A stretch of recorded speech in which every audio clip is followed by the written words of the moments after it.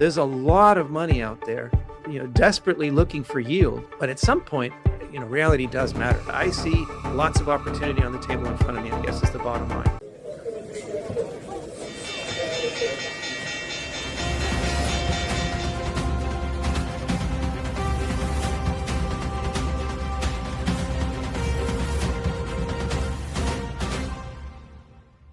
Markets right now are sending mixed signals. Commodities have shown strength, but capital hasn't fully followed. At the same time, geopolitical risk is rising. Energy markets are trying to stabilize, and investors are still leaning heavily into tech and passive flows. So the question becomes, are we early to a real resource cycle, or are we misreading what kind of cycle this actually is? And to help make sense of that, better guest to have today on Verified Market Insiders than Lobo Tiggre, resource investor and mining analyst. Lobo, it's great to have you back for the second time now. Thank you, Elizabeth. Always happy to be on the show. Yeah, well, last time we spoke, you made a case for resource driven cycles, but here we are, and capital still doesn't seem to be flooding into mining just yet. I mean, if this is a real commodity cycle, would we already be seeing a broader participation here? Well, um, if we start from the basics and look at the commodity, and by the way, I'm really happy we didn't start this conversation with, what do you think about blockading the Strait of Hormuz? Like, I'm not a military guy. I get paid to kick rocks for a living, but everybody wants to know. So anyway, um, though that is relevant. But no, I appreciate the starting point here. And again, the basics, if we look at the commodity prices of the key, you know, critical minerals, broadly read, they're all up. Gold is still near $5,000, which is, quite an amazing thing. Maybe indicative of the Strait of Hormuz being closed, right? Silver, anything above $50 is jaw dropping for us old farts. Um, and you've got copper still, nearer to its highs than lows. You've got uranium well off its highs, but still at a price that makes sense, long time highs. So the commodity space is responding. That super cycle is in motion. That's, I think, well documented by the basic data here. Now, has Mr. Market jumped on board fully? No. Yes. Has he still got his eye distracted by the shiniest bauble over on the AI side or whatever? Seems to be the case. But I always distinguish between sort of the industry insiders and the people who get the space, the people who are going to make, I don't know, sulfuric acid, whether or not there's a war, crimping sulfur supply. They're in that business for decades and they're not chasing around things. And the people who invest in that space get that.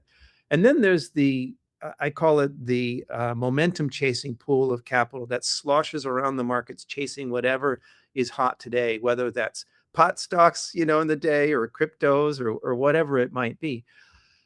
That's not the miner's friend today. But, it comes and goes, and it's never a great friend anyway, right? It's a fair weather friend that sloshes away somewhere else when something else comes along. So maybe this is a key takeaway for everybody. Anything else we say, like the super cycle is there, the need is there, the demand case is going nuts. I mean, just now, this morning, as we record, I'm not sure when this goes live, but there was news of one of China's biggest rare earth companies raising their base prices 42% or something. Like that's a big deal. Sorry, one more thing, somewhat war related. Like, if you didn't get the memo after Russia invaded Ukraine for the second time in 2022, that energy independence and resource independence were a good idea, the war in the Middle East now is an absolute punch in the face with that memo. Like, boom, hey, pay attention here. And I do think that the powers that be around the world are reading the memo this time. That's very bullish. Commodities are fungible. Oil has somehow found its way around sanctions and things. But when everybody is adopting their own resource nationalism and their own supply chains, that affects the investment outcomes of projects in different areas, and it creates price floors that are being talked about, that sort of thing. It creates a different price environment. Uranium in the West versus uranium in the East, for example. These things will separate. So a lot of different directions we can go from there, Elizabeth, but the trend is alive and well. the latest macro factors are creating opportunities selectively in these different areas and spots. And what do you want to do with that? But I see lots of opportunity on the table in front of me, I guess is the bottom line. I know you're quite a bit more bullish on it, but I do want to play kind of devil's advocate here because what would invalidate that bullish, case for mining equities at least? I mean, we're not talking just a small pullback, which we see in a lot Yes. of mining. We're talking about a real, break of that cycle. So, what would have to happen for that cycle in your mind to be like, okay, well, maybe it's delayed, or maybe it's just not happening at all? Well, we can make up many scenarios, but maybe the most likely would be for David Rosenberg to finally be right. I love Rosie. I don't mean any disrespect there, but he is kind of a perma bear. No, not kind of. He's the market has given him reason to be bearish for a very long time, let's say.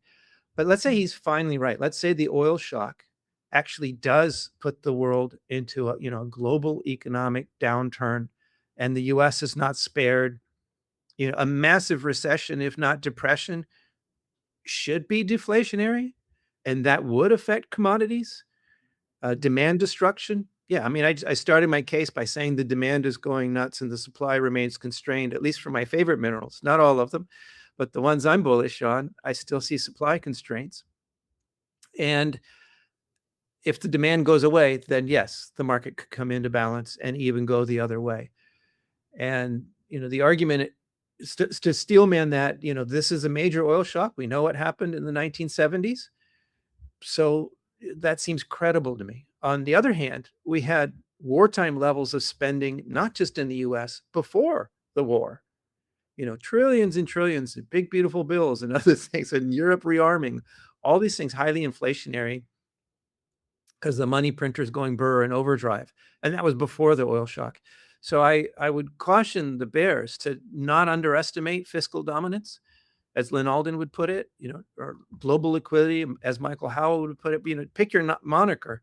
There's a lot of money out there, desperately looking for yield, which is maybe why we see the markets remain so robust despite what should be like really shocking.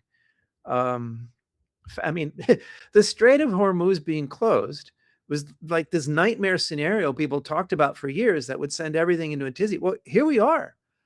And okay, the markets have corrected somewhat, but they're still not that far off all-time highs.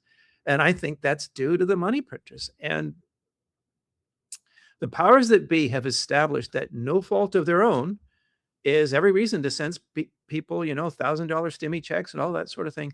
So it's not just that the deficits were already at wartime levels before the war. It's that if recession rears its ugly head, all of the recent evidence suggests that the response will be fiscal largesse, like Trump's favorite expression, like we've never seen before. Nobody's ever seen anything like it. We think that we've seen something like it, but I think not if that happens. So maybe the world deserves a recession, but the powers that be, I think, will stop at nothing to prevent it. Well, Lobo, it's almost like you're reading my mind because like I said, you're not a military analyst. I'm not going to ask you about the positioning of the Hormuz Strait or anything like that. But I do want to talk about oil because it is obviously a big topic. I mean, just to reiterate what you said, I mean, oil prices, shockingly high, and it happened so quickly of this geopolitical tension. But yet markets, seem to at most points, I will say, it's not every day, but at most points seem to be reactive. Like a macro narrative seems to be basically running through oil at this point. Again, not every day. It seems to be adjusting a little bit. Now, the question is, because those adjustments are happening, you see some of these stocks still running as oil is still rising. Are markets already pricing in the fact that oil may not come down for a while, or is it more of a temporary imbalance or more, structural problem of a bigger scale? Well, if you look at the farther ahead futures contracts, it's clear that uh, traders are expecting oil to come down in the not too distant future, if not right away. Mhm. I do think that broadly speaking, the markets are completely mispricing the risks here. But it's not that they're ignoring them. On the day-to-day wiggles, and my mentor Doug Casey told me not to sweat the daily fluctuations. Look at the big trends and place your bets accordingly. And he's right, of course. You can't let these little things freak out, but they are instructive. So to your question, it's not that Mr. Market is completely ignoring what's happening. When there's news of peace, stocks move, oil moves, things move. When there's disappointment about peace, things move in the opposite direction. So, I don't tend to bet on these short-term fluctuations. I'm not a day trader, but as I say, they are instructive. So it does seem to me that the market is well aware. And when things that you would think should impact, well, just right now as we're recording, Trump announced his blockade hours ago, and the initial response in the futures overnight was negative, like deep red all over the place. And when the markets opened this morning, they were still red. But last I saw before we started recording, two of the three major indices had flipped back into the green again. So That's correct. where's all Yeah. that money coming from? Like who thought, oh, everything's fine? Nothing has changed. They haven't called off the blockade, but suddenly money rushed in to buy that dip again. So again, fiscal dominance, global liquidity. It's not that Mr. Market is unaware, but it seems like there's just so much money desperately in look of, being a hero and buying the dip or whatever, that it's very difficult for something to push that optimism down. But at some point, reality does matter. And two things. One is it's pretty clear that the problem in the Middle East doesn't go away. And sorry, Trump fans, even if Trump declares victory and goes home, that doesn't mean that Iran reopens the strait, right? That doesn't make the problem go away. Even if the US has achieved all of its victories, they're decimated, which, by the way, means reducing by 1/10, not 90%.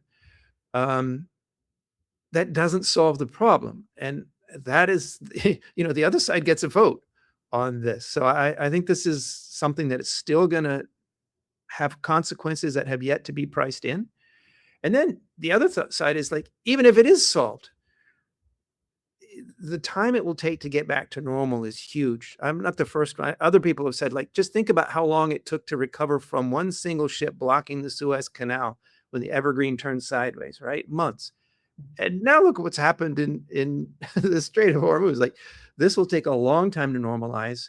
That LNG facility in Qatar, they're saying 3 to 5 years to get back to normal, to rebuild. Like, this is a Right. really big deal.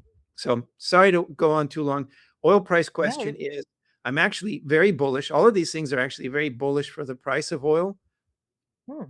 but that doesn't make me want to buy high and hope to sell higher, right? The whole idea is buy low, sell high. At Right. over $100 a barrel, yeah. If you buy today, can it go up again? Sure. Can it go down again on some optimistic tweet? Sure. I'm just not interested in that kind of volatility. But if oil got ridiculously oversold on some optimistic tweet, I would see that as an interesting entry point. If there actually is a peace accord of some kind and the strait is reopened, I would expect oil to really go down, like maybe back to $60 again, but not to Yep. stay. So that would be an exciting, not just interesting, but exciting opportunity to buy low. So my takeaway is very bullish on oil, but I'm looking for an entry point. I'm not willing to buy high and hope to sell higher. Okay, that your answer brought me to a follow-up question, that's it's been kind of interesting. So $60, that's and let's say that happens in, let's say, just even a week, then that's a longer term period, right? Fall 60, the strait reopens, price of oil falls, WTI down to $60 a barrel. Now, when you buy that dip, that's still higher than you know, the 40 to $50 range, right? That we were seeing for a very long time. So even buying at that dip, what makes that price then go back up? Because now the demand is lower. So what makes you more bullish at maybe a interested buyer at $60 a barrel, even though yes, it's a pullback, but there's more upside to that. Like what happens there? Several several things. One is we were really the 40 to 50 was gone. We were flirting around 60 for some time before this happened, and that was in Okay. the face of a widely reported glut. The IEA and others were talking about, excess supply. Uh, the Saudis leading OPEC were ramping back up again production. If you recall, not long before, they hadn't just continued with their ramp up; they had quadrupled it, the rate of normalization. So for oil to stay around 60 in the face of this supposed onslaught of oil, I think is pretty striking.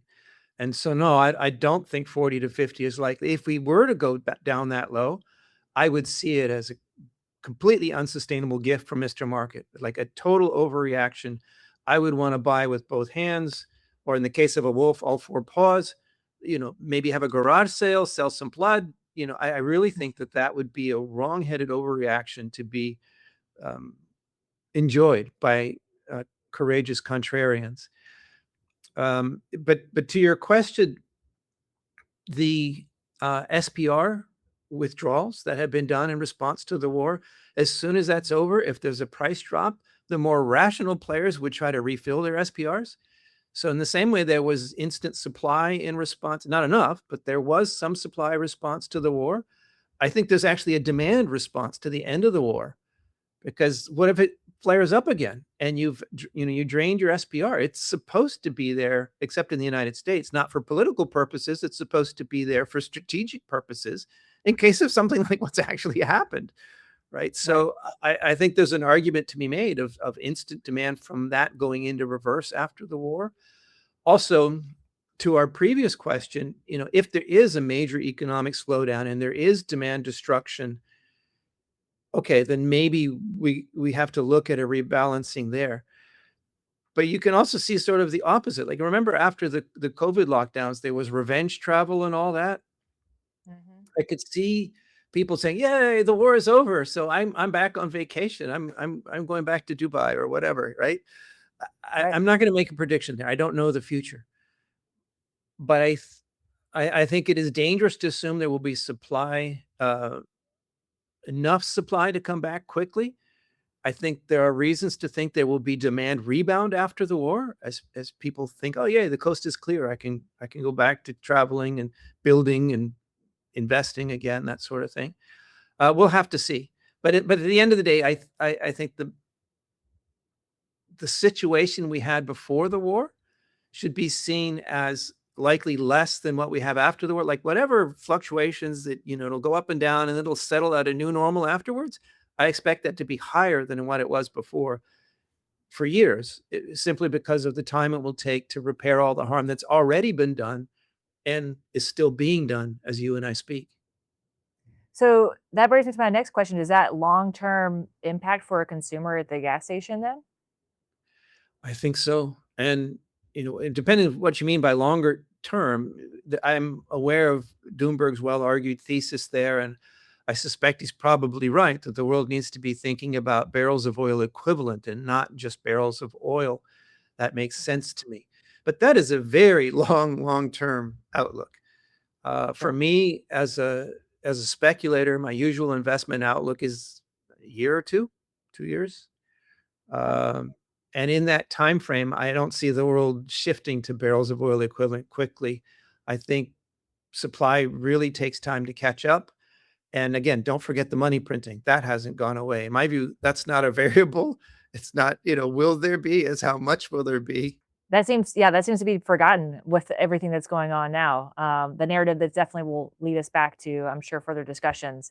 But I do want to bring it back to mining specifically, because there's been a consistent narrative that these mining stocks are cheaper for investors, but they've been cheap for it seems like a while now, right? And is this actually a real investment opportunity for people to get in kind of while it's cheap before we see more upside, or is the market already pricing in structural risk with these markets? Well, we've talked about the commodities super cycle, but that doesn't mean that Mhm. everything moves lockstep in the short term. And so Sure. some mining stocks are cheaper than others. Some of them deserve to be, right? The underlying commodity is still, in bear territory. If you've got gold and silver stocks, sure, they've corrected a bit, but in nominal terms, no, they're not cheap. And the better companies, at least, yeah, okay, they've come off their tops, but they're still way up there on their trading ranges. So you can't Mhm. really call that cheap. The way well, and so, copper's different, uranium's different. And pretty much for all the ones where there is a more solid case, either like front running inflation on the monetary metal side, or looking supply constraint for the critical minerals side, like copper and uranium are my favorites on that one. I think these theses are so obvious that a lot of investors are in there and buying the dip on our side. So the stocks haven't really corrected that much. Um, on the gold and silver specifically, I think there is an argument to be made that okay, you shouldn't price them in dollars. Not only is gold real money and silver for making change, but they produce the stuff. So if you produce gold, then it's reasonable to price you in real money that you produce. That makes sense to me. And on that basis, sure. Are they cheap? Yes, I get that. I have no disagreement with that argument. My only pushback, though, is that let's say there's news that looks more inflationary. Recently, gold has been trading inversely to oil because it's convoluted illogic. But oil goes up, so that's inflationary. So the Fed's going to raise rates. That's bad for gold because gold doesn't pay interest. I mean, this is really, I think, debunked thinking. But there are a lot of robo traders that still work this way. So there's potential here for the wrong news from the Middle East to put that chain of illogic into motion and send gold way south. If that happens, the fact that your favorite gold stock happens to be dirt cheap or even historically cheap priced in gold, that's not going to prevent that stock from going down with gold at that time. We saw this just recently in the latest trading action. The most prestigious blue chip gold stocks, whether it be producers that just have fat margins or the royalty plays, they all still took it on the chin a bit when gold fell off a substantial little cliff back there. So I'm not saying these stocks are bad. I'm saying it is a mistake to think that their historic cheapness priced in the metals makes them somehow immune to market volatility. But that said, like if you're one of the people that missed the big run up in gold and silver before and now gets the idea, should we be so lucky as to see volatility like that? Well, that's your opportunity to get in without chasing and jumping on the FOMO bandwagon at all-time highs. So, how much of this do you think these mining companies value is geology versus politics now, especially in this geopolitical tension? Well, that's interesting. And that doesn't just apply to gold and silver. Like normally I would think gold and silver Right. because of the monetary role of those metals. But with Right. critical minerals becoming chips on the geopolitical game board here, rare earths clearly were a card that China had to play. It turns out they had some cards. Today, sulfuric acid might be another card. It's interesting to see how this goes. Copper, for sure. Uranium being redirected east from the world's largest and lowest cost producer is significant. So clearly, if you can bet right on the geopolitical trends, there's a tailwind there that could be reaped by a savvy resource speculator betting right. But the problem is that politics can so easily be reversed. Let's say Putin and Trump decide to ally against Xi because Emperor Xi looks too powerful over there in China. That would completely reorganize the chips and could, undo some political tailwind that you expect. Or say it's the opposite. Say Trump and Xi get together and say, oh, Putin's a bad guy. China's gonna stop supporting him, and now we're BFFs forever. So, you know, I'm not saying these things are completely uninvestable. I'm just saying that this is on the high end of the risk spectrum of speculation, and generally, I don't go there. I'd rather look at something that's just the supply isn't there, the demand looks solid. I can handle the volatility along the way because I could, bet right and sit tight and eventually, hopefully, make some money. So you're looking, I mean, when we look at the world's, viable resources, are you saying there is a point where, I mean, maybe for you, but for other investors, it just becomes uninvestable for Western capital to even get into, especially if we continue this more of a fractured, global system, I guess.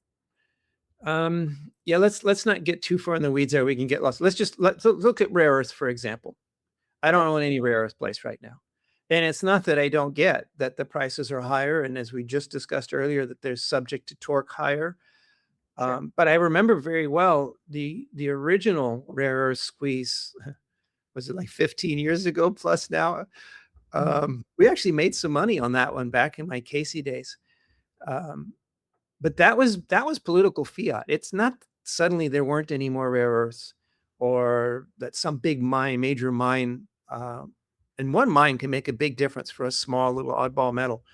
You know, it's not Hmm. like some big mine went offline and really affected supply. It was absolutely a decision from Beijing to restrict supply, and that sent prices way up.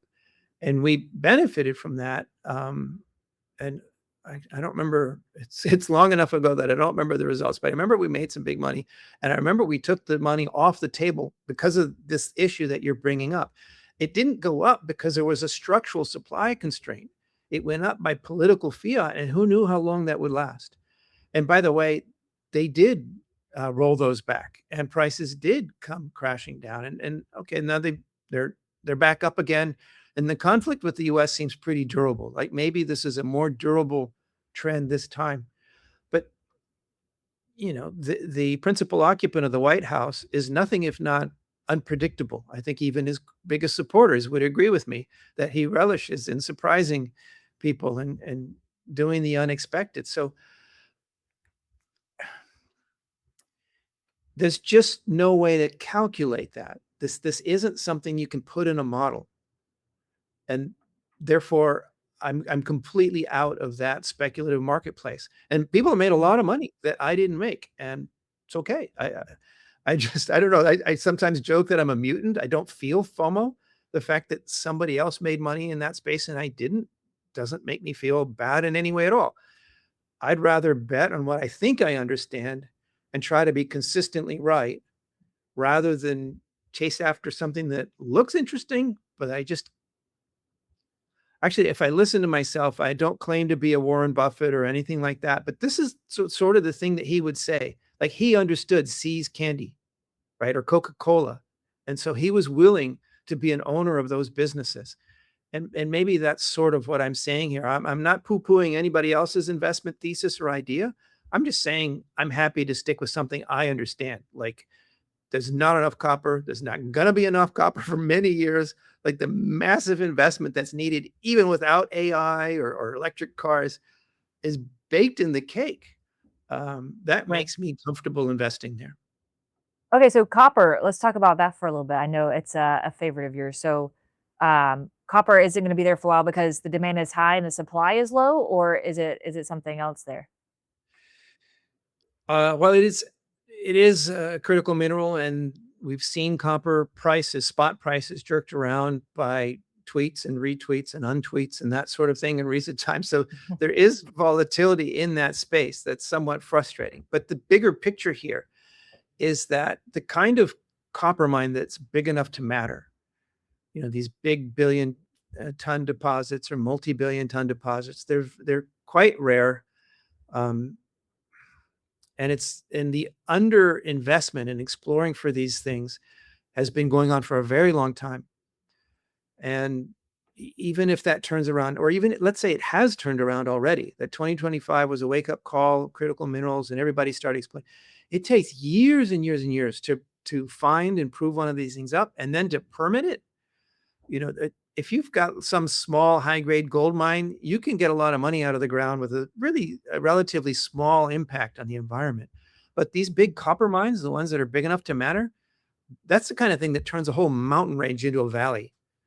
And permitting that is challenging anywhere in the world. And it's very challenging in some of the best mining jurisdictions in the world, or previously best, like Peru. This is a big issue right now. One of their big copper projects has just had their license yanked. Chile seems to have pulled back from the brink, but there are question marks there and difficulties there. In the United States, there is a major copper project that is going on 30 years with no resolution to its permitting issues, if you know what I mean. Right. So the supply is constrained in multiple ways. And this isn't just me and my tinfoil hat or my magic eight ball saying, yeah, it's going up. I think all of the big engineering firms and economic firms, everybody's projecting the jaws opening in this chart going forward. There's some questions as to whether or not it might be in balance in the near term, but there's no debate really that there's just not enough copper coming online just based on global demographics. And on top of that, if you have the AI tailwinds and the EV tailwinds, and by the way, I know that North Americans, many of them don't like electric cars. They feel they were shoved down their throats, and I get it. I'm a libertarian. I don't like the government telling me what to buy at the store either. But globally, the EV trend has not gone away. If anything, it's revitalized by recent events. So I'm bullish on copper even without it, but I think there's even more reason to be bullish now, both because of the AI and the EV tailwinds there for everything else. So yeah, I mean, That, even yeah. if everybody, sorry, just real quick, if everybody Oh, around yeah, the of world course. gets the memo and jumps on the Trump bandwagon, if we're going to permit everything real quick, let's say that happens, which it won't, but let's say it does, it'll be 5 years before, maybe 10, before we really see a ramp up in supply. So again, a Buffett thing. There's a huge moat in this space, and I love that. Well, it's interesting if you think of down the line chain reaction, right? So you have copper, a need for it grows higher because of AI and tech pushing, right? But then you don't have enough. So then you have these problems even with the existing. Well, now you see these, multi-year and decadal in some cases problems with the mines, even getting permitted. Now you're seeing oil prices rise. Now you're seeing maybe not the government pushing down EV down people's throats, but just a basic need for saving money, but now EV prices are going up, copper's low, EV prices going up more because now the demand for EVs are higher. I mean, it just is so wild, that supply roundabout. And it all sometimes, I mean, obviously come down to mining, but now oil is pushing those prices up even more because demand for more EVs are there. So it just seems like a lot of different factors are coming around, and it all goes back to copper. I agree. It is. I mean, we've called it Dr. Copper since before I was in the industry, right? It's supposedly the metal with a PhD in economics because it tells you something about where the economy is going. It's not quite right, but it is like steel. Like we no longer live in the Stone Age. We've gone from Iron Age to supposedly Information Age. But in the world of actual stuff, we need metals to make things happen, and copper is one of those fundamental elements that we need out of the earth. And with the growing population and growing electrification, no, you can't recycle more copper into existence. Like you actually need the mines to get new copper out of the ground. Like I'm laughing because I actually heard some environmentalist on one of these mainstream news outlets saying, "Well, in response to that question, where's the copper going to come from? Oh, we'll recycle it." No, we need something like I forget the numbers that I've seen, but it's something like 2 or 3 times more copper than has ever been mined just to reach the net zero goals that the powers that be have laid down. You can't recycle more into existence. So yeah, it's foundational to our modern civilization, and therefore, I think the bull case is very strong. And maybe the biggest takeaway though is that if you get some big fluctuation, like last year, we saw copper drop by like $1 a pound or something on a tweet. Wow. And I was like, "Yay, I'm gonna get a chance to buy here." But unfortunately, the stocks, like this, the people didn't sell the stocks much. They just wiggled a little bit. But at some point, something could happen or an economic scare.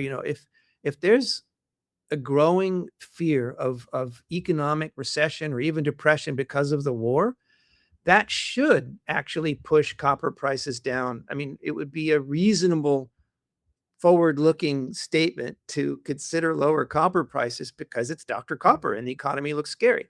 Now, I'm cognizant of the money helicopters, as we talked about before, the money printing, but mainstream economics, I think, would likely sell off copper on that news, and that would be a gift. If that were to happen, again, I'll be ready. I've actually taken a lot of profits on we had huge wins last year, and I have realized gains on most of my portfolio, actually.